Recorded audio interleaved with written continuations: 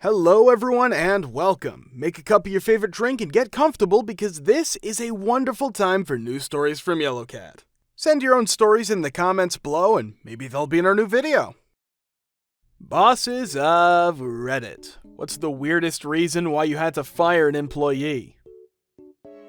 Where to start? 1. Guy claiming our Mexican store manager planted a fake $20 in his drawer because he wanted to give his job to another Mexican. 2. Left my energy drink out in my office and came back to it spiked with cheap vodka. It tasted drastically different and sharp when I came back. Only other guy in the store stunk like that same cheap vodka. 3. Girl never showed up to open the store because she was on an impromptu road trip with her new man. 4. Guy was skimming ATM cashbacks, selecting cashback on debit and pocketing it. People in that area were rich as F, they never noticed. Eventually, he did it to 2 mall employees and refused to give them receipts and got canned. He got caught over $20. He said on his way out the door that he had made $6,000. 5. Standard lied on his application about a felony. When his girlfriend didn't lie for him, he gave her number as his parole officer when he got called out. He beat her bloody and brought her in to show me what I caused to happen when he came for his final check. 6. Bad BO. We got cited by the health department because customers reported rotting food. He was homeless apparently, but he had a shower in his hotel room and I'd given him money for deodorant. I tried. 7. Another guy I caught lying about his felony. When we fired him, he tried to run me over in the parking lot. That's all I can remember offhand. This was when I worked for Taco Bell. The BO/homeless guy came out alright and got a better job and his own apartment. The girlfriend beater got off since she refused to file a complaint or testify. I'm sure he's in jail now though, so no worries. I should look that up sometime. We had a kid that worked at the deli in the supermarket from my hometown who was fired after he ate all the skin off of every rotisserie chicken they had. I witnessed an amazing termination. I work for a staffing agency with 2 different divisions, one industrial temporary and one more managerial level. I was in the middle of interviewing a guy who had just walked in claiming to have been laid off from a company the industrial temporary side works with. During the interview, one of my coworkers from the temporary side walked through and screamed, "Ray, we fired you this morning! Get out of the building!" Apparently, the day before, the guy pulled a knife on his boss and his boss defended himself with a piece of lead pipe. They kept fighting and ran into the parking lot, going at each other until quite a crowd formed. No one was seriously hurt, but you can't just try to knife people in the parking lot. When I asked him why he pulled a knife, he said it was because his new boss was acting like he was better than me when I'm twice his age. I wasn't a boss at the time, but I had a coworker that decided to leave work on the clock to pick up his friend. About an hour goes by and the store gets a call. It was my coworker. He had to explain to management that he was in the back of a cop car for drag racing. The funny part is, management had no idea he had left. I had a new employee I had trained for about a week straight. We'll call him Bob. His first day came around and it's time for a shift. No Bob. I tried to call Bob, no answer. 30 minutes later, still no Bob. Finally, an hour and a half later, he calls the shop. His excuse, "My mom wanted to take me shopping and said you would understand. I'll be there in 30 minutes. My retort, "Oh, no rush. Turn in your apron and name badge whenever." Click. Our company had a corporate apartment we used mostly for out-of-town clients when they came in for meetings. I usually handled the maintenance of it, monitoring the cleaning service, setting up fresh flowers, fruit basket, etc. for whenever it was going to be used. Eventually, I got promoted and assigned those duties to my new assistant. One day, she called in sick, so when I found out a client was in town last minute, I offered him the apartment for the night and met him there to show him where everything was since he'd never stayed there before. Imagine my and his surprise when I opened the front door to find my assistant and her boyfriend engaging in a little friendly game of Oral-S on the living room carpet. After I slammed the door shut and hurriedly got him in a cab to a hotel, I went back to work and listened to my voicemail. She had called to apologize for having lied about being sick. No apologies about the live S show we just witnessed. Just, sorry, I wasn't really sick, I just wanted a day off. Needless to say, that was the first of many days off for her. This happened to a friend of mine. At a coffee shop here, a guy, let's call him MS, got hired online. He shows up to work in a monkey suit. For the first little bit, because coffee shops are pretty chill places, management tolerated it as a joke.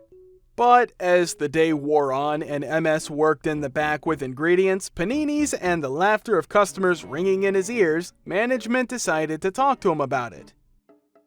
You gotta take the monkey suit off, MS. I can't. Why not? Because I lost a bet. I gotta wear the monkey suit all summer. Did I mention it was the middle of summer? What do you mean you lost a bet? I lost an important bet, now I have to wear the monkey suit for the entire summer. Okay, MS, I'm gonna make it easy for you. It's either the monkey suit or the job. Sorry man, I gotta wear the monkey suit. And he leaves, hopscotching along the street, sweating in his monkey suit. Something like the dog in Wilfred. Okay, I might have lied about the Wilfred part.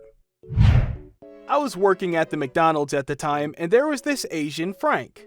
Well, I called him Frank because no one could pronounce his real name. He was this overly relaxed type of guy. The following happened. Frank was working on the drive-in section. He had to fill the bags. Frank got hungry, so he decided to eat a chicken nugget. Now, instead of doing this in a quick and stealthy way, Frank decided to open an already packed chicken nugget box and take a nugget out. He did this right in front of the window. So, the customer could clearly see Frank was eating his stuff. The manager also noticed, so I heard this scream from the back going, "The H do you think you are doing?" Frank's reaction was priceless. He had a nugget halfway up his mouth.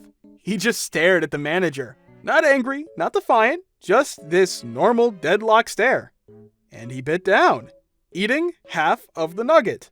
Still staring at the manager, he proceeds to chew agonizingly slow while putting the other half of the nugget back into the box and closes it.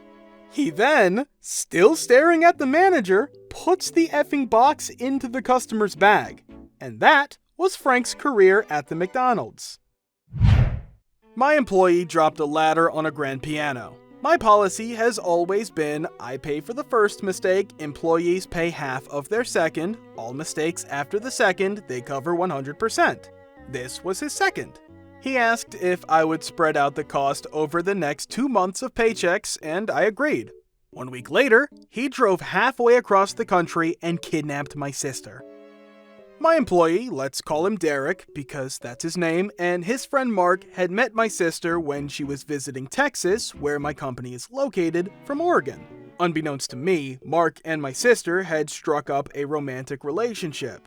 So Derek asks if I will spread out his payments because he and Mark are getting ready to go on vacation and he needs the money for the trip. He goes on vacation, and a week later, I get a call from my mother that my sister is missing.